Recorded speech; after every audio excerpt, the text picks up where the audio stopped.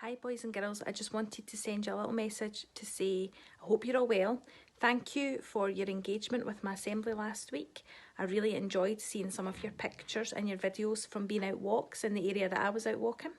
I was also really impressed with some of the fact files and information that people were finding out about the history from that area. So thank you very much for getting involved. Keep up the good work, you're all trying really hard. And I'll pass over to Miss Donald, who's going to do this week's assembly. Bye. Good morning, boys and girls. I hope you're all staying safe and well.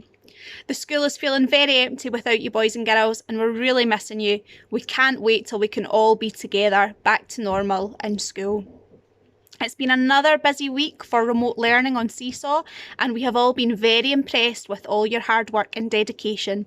We know it's not easy working from home, boys and girls, but keep it up, you're doing amazingly.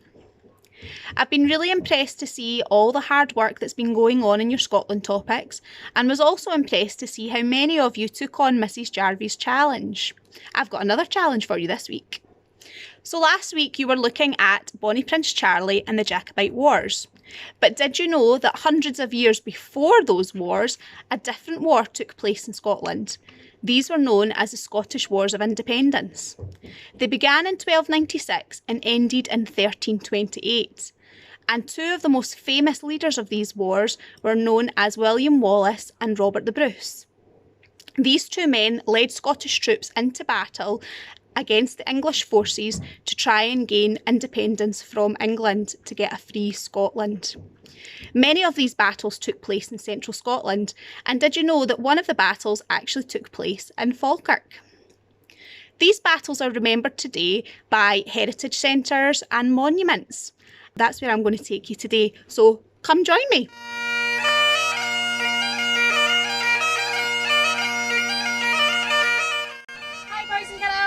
I'm at the foot of the Wallace Monument here in Stirling. Okay, this is the monument here.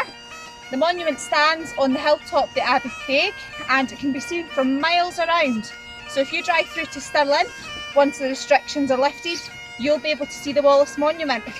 Sadly, it's a very dreich day here in Stirling, and it's a little bit difficult to actually see all the way to the top. And the views, because normally we can see for miles around, we can't really see anything. It's so foggy. So, the Wallace Monument, there are 246 steps all the way to the top. And if you manage to climb all the way to the top, you can actually see William Wallace's sword. It's on display inside the Wallace Monument. How cool is that? Okay, so boys and girls, do you know why the Wallace Monument was built? Well, that's what I would like you to find out. What facts can you find out about the Wallace Monument? Why was it built? Who was William Wallace? Why is he known as Scotland's hero? Okay, and why was the monument built on this hilltop, the Abbey Craig? There's actually a really specific story as to why the Wallace Monument is built here. Okay, happy researching. Bye for now.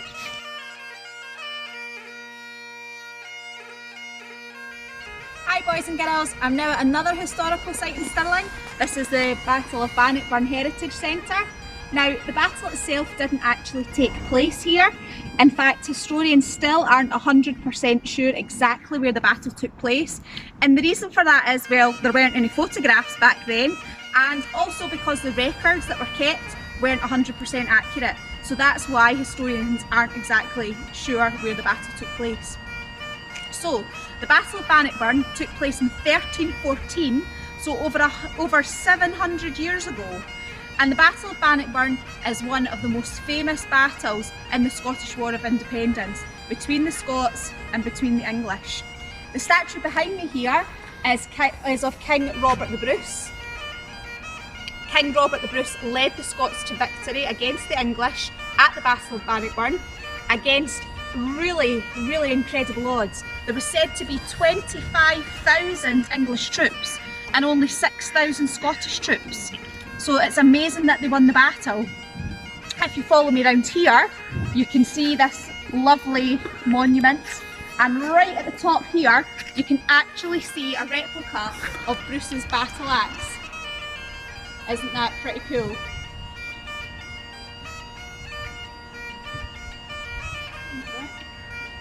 So boys and girls, I have another research task for you.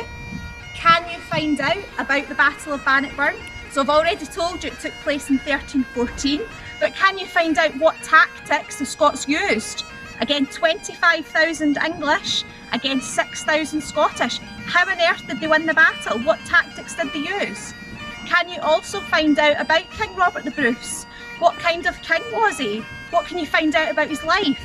There's actually a really fascinating story about a spider that you might want to research, and I think you'll find it really interesting because it's actually quite important to his story. Happy researching, boys and girls. Bye for now. Welcome back. I hope you enjoyed visiting the Wallace Monument and the Battle of Bannockburn with me today. Now, boys and girls, I have a challenge for you, should you choose to accept it. If you would like to go and carry out your own research on Robert the Bruce or William Wallace, then please do so. On this Seesaw post, I have attached a couple of videos from YouTube and websites that you might be able to find some really interesting information. And once you've done that, share your information, share your facts in any way that you choose. So you may wish to make a poster or a picture. You may wish to create a PowerPoint presentation.